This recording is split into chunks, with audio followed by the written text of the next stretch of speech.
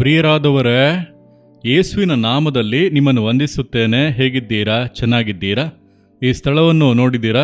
ಸಮುದ್ರದ ಅಲೆಗಳು ಎದ್ದು ಬರುತ್ತಾ ಇವೆ, ಗಾಳಿ ಬೀಸುತ್ತಾ ಇದೆ. ಇಲ್ಲಿ ನಿಂತಿರುವಾಗ ಸತ್ಯವೇದದಲ್ಲಿ ಹೇಳಲ್ಪಟ್ಟಂಥ ಒಂದು ಕಾರ್ಯ ನೆನಪಿಗೆ ಬರುತ್ತಿದೆ. ಪರಿಶುದ್ಧ ಮಾರ್ಕನು ಬರೆದಂಥ ಸುವಾರ್ತೆ 4ನೇ ಅಧ್ಯಾಯದಲ್ಲಿ ಒಂದು ಸಂಭವ ಬರೆಯಲ್ಪಟ್ಟಿದೆ.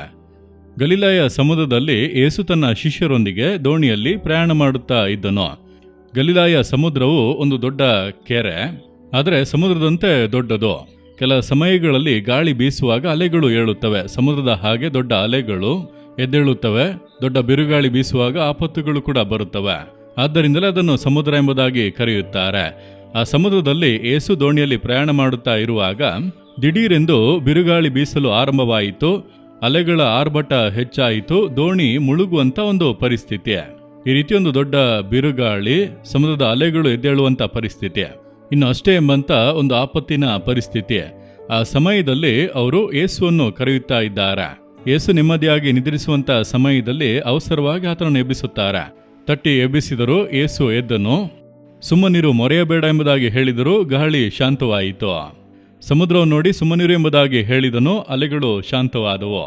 ಆರ್ಭಟಗಳೆಲ್ಲ ನಿಂತು ಹೋಯಿತು. 39ನೇ ವಾಕ್ಯದಲ್ಲಿ ಅದನ್ನು ನೋಡುತ್ತೇವೆ. ಇಂದು ನಿಮ್ಮ ಜೀವಿತದಲ್ಲಿ ಕೂಡ ಒಂದು ದೊಡ್ಡ ಬಿರುಗಾಳಿ ಬೀಸುತ್ತಾ ಇದೆ. ಅಲೆಗಳು ಏಳುತ್ತಾ ಇವೆ. ನಿಮ್ಮನ್ನು ಮುಳುಗಿಸುವ ಹಾಗೆ. ಕುಟುಂಬ ಮುಳುಗಿ ಹೋಗುತ್ತದೋ? ವ್ಯಾಪಾರ ಮುಳುಗಿ ಹೋಗುತ್ತದೋ? ನನ್ನ ಭವಿಷ್ಯತ್ ಕಾಲ ಮುಳುಗಿ ಹೋಗುತ್ತದೋ? ಮಕ್ಕಳ ಜೀವಿತ ಮುಳುಗಿ ಹೋಗುತ್ತದೋ?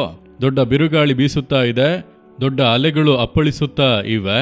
ದೇವರಾದ ಯೇಸು ಕ್ರಿಸ್ತನು ಎದ್ದು ನಿಂತು ಮೊರೆಯಬೇಡ, ಸುಮ್ಮನಿರು ಎಂದು ಹೇಳಿದ ಕೂಡಲೇ ಗಾಳಿ ಶಾಂತವಾಯಿತು. ಯಾಕೆ ಗೊತ್ತಾ? ಗಾಳಿಯನ್ನು ಸೃಷ್ಟಿಸಿದವನು ಆತನು. ಆತನು ತನ್ನ ಉಗ್ರಾಣದಿಂದ ಗಾಳಿಯನ್ನು ಬೀಸ ಮಾಡುತ್ತಾನೆಂಬುದಾಗಿ ವಾಕ್ಯ ಹೇಳುತ್ತದೆ. ಗಾಳಿಯನ್ನು ಸೃಷ್ಟಿಸಿದವನು ಆತನು.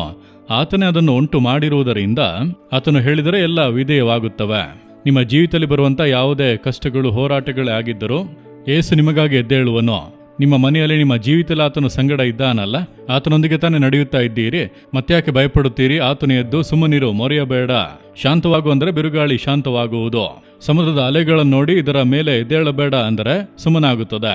ಒಂದೇ ಒಂದು ಮಾತು, ಪರಿಸ್ಥಿತಿ ಬದಲಾಗುತ್ತದೆ. ಹಿಂದೆ ಕರ್ತನು ಬದಲಾಯಿಸುತ್ತಾನೆ. ನಿಮಗೆ ವಿರೋಧವಾಗಿ ಎದ್ದೇಳುವಂಥ ಬಿರುಗಾಳಿಯನ್ನು ಅಡಗಿಸಿ, ಅಲೆಗಳ ಆರ್ಭಟಗಳನ್ನು ನಿಲ್ಲಿಸಿ ಶಾಂತತೆಯನ್ನು ಉಂಟು ಮಾಡುವರು. ನೀವು ನಂಬುತ್ತೀರಾ? ಹಾಗಿದ್ದರೆ ಕರಗಳ ಮೇಲೆತ್ತಿ ಹೇಳಿರಿ, ಯೇಸುವಿನ ನಾಮದಲ್ಲಿ ನನಗೆ ವಿರೋಧವಾಗಿ, ನನ್ನ ಕುಟುಂಬಕ್ಕೆ ವಿರೋಧವಾಗಿ ಎದ್ದೇಳುವ ಬಿರುಗಾಳಿಯನ್ನು ಶಾಂತಗೊಳಿಸುವಂತ ಯೇಸುವಿಗೆ ಸ್ತೋತ್ರ. ಅಲೆಗಳನ್ನು ಅಡಗಿಸಿ ಶಾಂತತೆಯನ್ನುಂಟು ಮಾಡುವ ದೇವರಿಗೆ ಸ್ತೋತ್ರ. ಗಾಳಿ, ಸಮುದ್ರವು ಅಡಗಿ ಶಾಂತವಾದಂತೆ ನಮ್ಮ ಜೀವಿತಕ್ಕೆ ವಿರೋಧವಾಗಿ ಎದ್ದಿರುವಂಥ ಈ ಭೀಕರ ಬಿರುಗಾಳಿ, ಸಮುದ್ರದ ಅಲೆಗಳು ಶಾಂತವಾಗುವುದಕ್ಕಾಗಿ ಸ್ತೋತ್ರ, ಸ್ತೋತ್ರ, ಸ್ತೋತ್ರ. ಹಿಂದೆ ಬದಲಾವಣೆ ಬರುವುದಕ್ಕಾಗಿ ಸ್ತೋತ್ರ. ಯೇಸುವಿನ ನಾಮದಲ್ಲಿ ಪ್ರಾರ್ಥಿಸುತ್ತೇವೆ. ಆಮೇನ್, ಆಮೇನ್.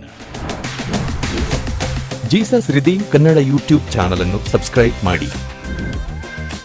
ಸಬ್ಸ್ಕ್ರೈಬ್ ಬಟನ್ ಕ್ಲಿಕ್ ಮಾಡಿ ಮತ್ತು ಬೆಲ್ ಬಟನ್ ಒತ್ತಿ.